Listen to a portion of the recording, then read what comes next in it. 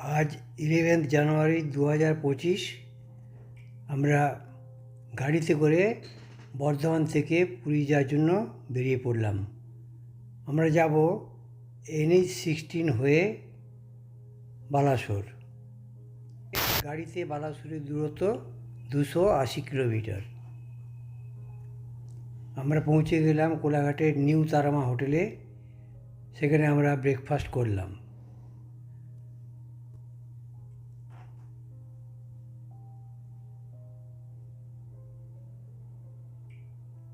Breakfast করে আবার আমরা NH-16 ধরে এগিয়ে চললাম, যাব বালাসোর। বালাসোর থেকে আমরা যাব পঞ্চলিঙ্গেশ্বর। কেয়া রিসর্টে আমরা থাকব। সেখান থেকে আমরা পঞ্চলিঙ্গেশ্বর এবং ইমামি জগন্নাথ মন্দির যাব। আপনারা যদি হাওড়া থেকে ট্রেনে আসেন তাহলে বালাসোরে নেবে যে কোনো গাড়ি, টোটো, অটোতে করে আপনারা পঞ্চলিঙ্গেশ্বরে আসতে পারেন। সময় লাগবে 30 থেকে 35 মিনিট। আমরা বালাসোর থেকে এখন পঞ্চলিঙ্গেশ্বরের দিকে এগিয়ে চলেছি। দুদিকে প্রাকৃতিক দৃশ্য অসাধারণ। তাল গাছের সারি, পাহাড়ের দৃশ্য দেখতে দেখতে আমরা পৌঁছে যাব আমাদের কেয়া রিসর্টে।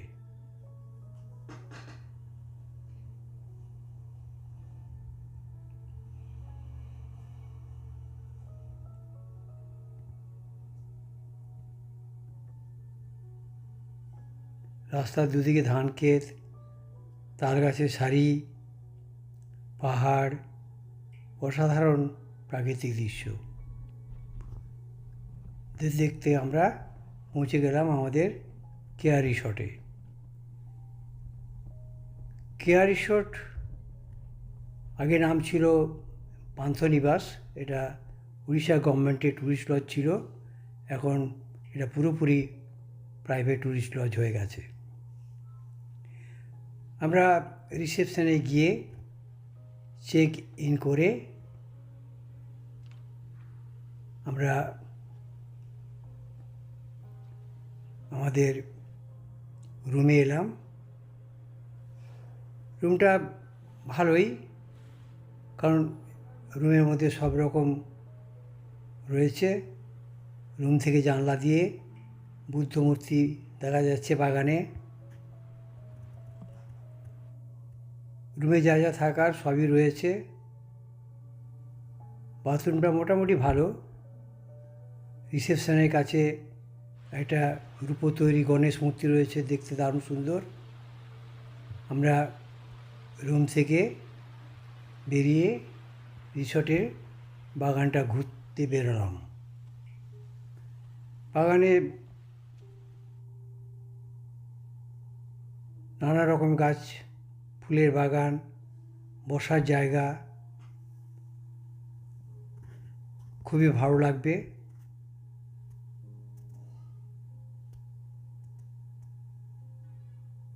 এটা রিসর্টের মেন বিল্ডিং, রেস্টুরেন্ট।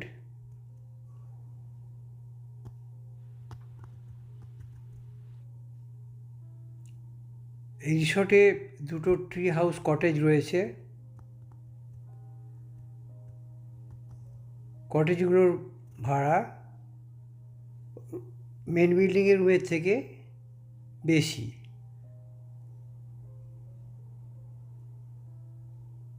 তবে কটেজগুলোতে থাকতে ভালোই লাগবে।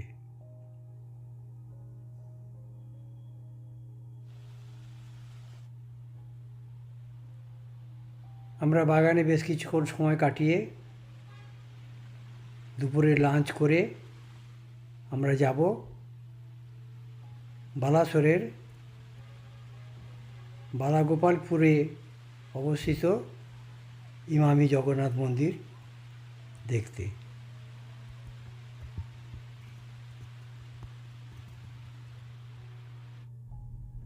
আমরা বেরিয়ে পড়লাম রিসর্ট থেকে ইমামি জগন্নাথ মন্দির যাওয়ার জন্য। রাস্তার দুদিকে সুন্দর পাহাড়, প্রাকৃতিক দৃশ্য দেখতে দেখতে আমরা এগিয়ে চললাম। পঞ্চলিঙ্গেশ্বর থেকে ইমামি জগন্নাথ মন্দিরের দূরত্ব 23 কিলোমিটার।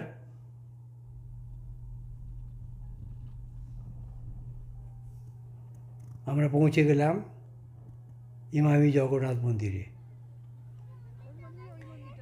এটা ইমামি গ্রুপ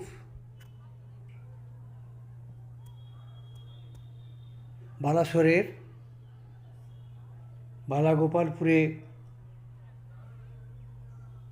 প্রায় 20 বিঘা জমির উপর এই জগন্নাথ মন্দির প্রতিষ্ঠা করেছেন। মন্দিরটা দেখতে একেবারে রথের মতো।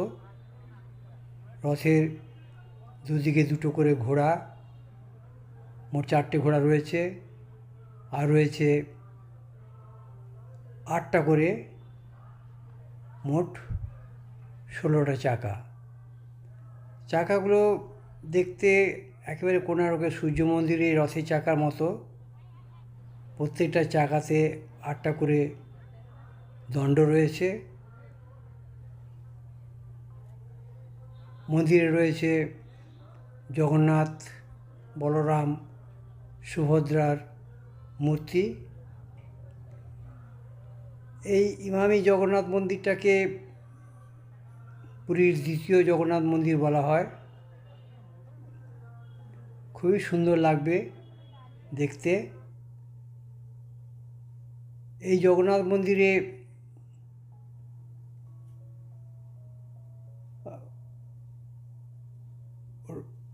বিভিন্ন অনুষ্ঠান হয়, যেমন রথযাত্রা, স্নানযাত্রা, চন্দনযাত্রা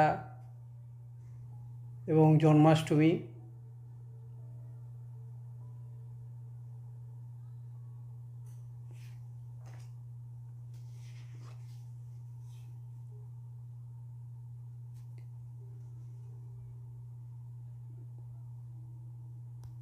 মন্দিরের সামনে যে দুদিকে দুটো ঘোড়া রয়েছে,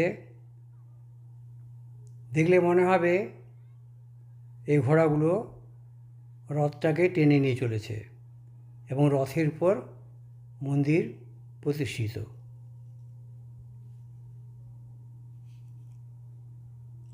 জগন্নাথ মন্দির খুলে সকাল 5:30টায় এবং বন্ধ হয় দুপুর 12টায়।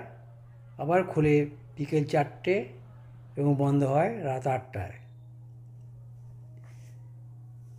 মন্দিরে প্রবেশ করার আগে জুতো খুলে জলে পা ধুয়ে আপনাকে মন্দিরে প্রবেশ করতে হবে। মন্দিরে যদি পুজো দিতে চান তাহলে বাইরে থেকে পুজো সামগ্রী কিনে এনে মন্দিরে পুজো দিতে পারেন। মন্দিরের দুদিকে দুটো করে মোট 4টে মন্দির রয়েছে। হনুমানজির মন্দির, গজলক্ষ্মীর মন্দির,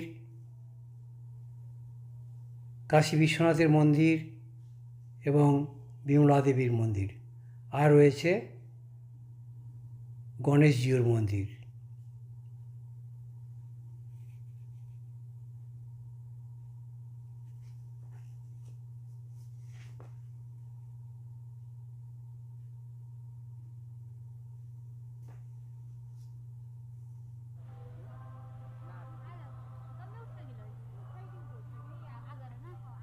মন্দিরের চারদিকে ফুলের বাগান দিয়ে সাজানো। মন্দিরে বেশ কিছুক্ষণ ঘুরে বেড়াতে বা বসে থাকতে ভালো লাগবে।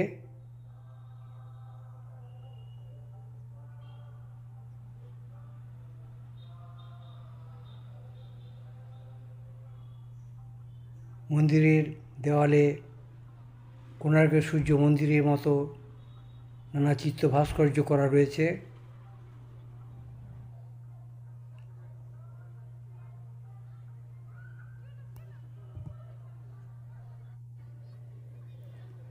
পুরী জগন্নাথ মন্দিরে সামনে যেমন অরুণস্তম্ভ রয়েছে, এখানেও তাই রয়েছে।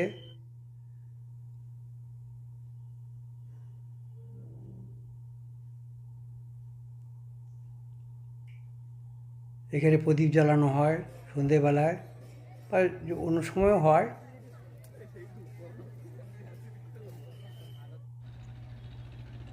আমরা পুজো দিয়ে আবার আমরা আমাদের রিসর্টে ফিরে এলাম।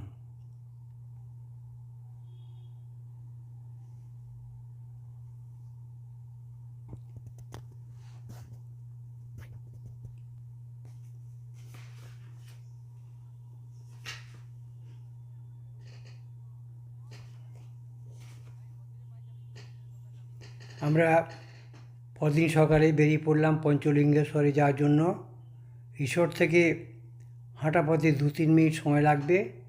এখানে গাড়ি পার্কিং করার সুন্দর ব্যবস্থা রয়েছে। মন্দিরে ঢোকার আগে দুদিকে প্রচুর দোকান রয়েছে, সেখান থেকে আপনি পুজোর সামগ্রী কিনতে পারেন। আরও রয়েছে নানাবিধ দোকান, যেমন খেলনা, পাথরের জিনিসপত্র দোকান। আমরা পুজোর সামগ্রী কিনে নিয়ে হাঁটতে শুরু করলাম এবং গেটে আপনাকে 5 টাকার জনপ্রতি টিকিট কেটে ঢুকতে হয়। মন্দির খুলে সকাল 6টায়, আর বিকেলবেলায় মন্দিরে ওঠার বন্ধ হয়ে যায় 4:30টায় এবং নেমে আসা 5:30টায় বন্ধ হয়ে যায়। মন্দিরে ওঠার জন্য 311টা সিঁড়ি রয়েছে। সিঁড়িগুলো প্রথমের দিকে একটু ছোট ছোট, কিন্তু যতই উপরে উঠবেন ততই সিঁড়িগুলো একটু খাড়াই হয়ে যাবে। তবে অসুবিধা খুব একটা হয় না, কারণ মাঝে মাঝে বিশ্রাম নেওয়ার জায়গা রয়েছে। এখানে বিশ্রাম নিয়ে আবার ধীরে ধীরে উপরে ওঠা যায়। যাওয়ার পথে ঝর্ণা, পাহাড়, প্রাকৃতিক দৃশ্য অসাধারণ লাগবে।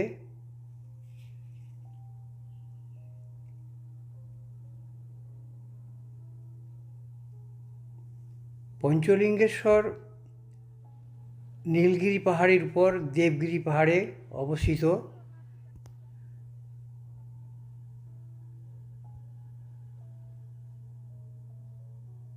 পুরাণ মতে সীতা বনবাসে যাওয়ার আগে এখানে শিবের উপাসনা করেছিলেন। মন্দিরে আসার আগে নির্দিষ্ট জায়গায় জুতো খুলে আপনাকে মন্দিরে আসতে হবে। এখানে প্রদীপ জ্বালিয়ে তারপর পুরোহিত কাছে আপনি পুজো দিতে পারেন। পুরোহিত নামগোত্র সহকারে পুজো করে দেন।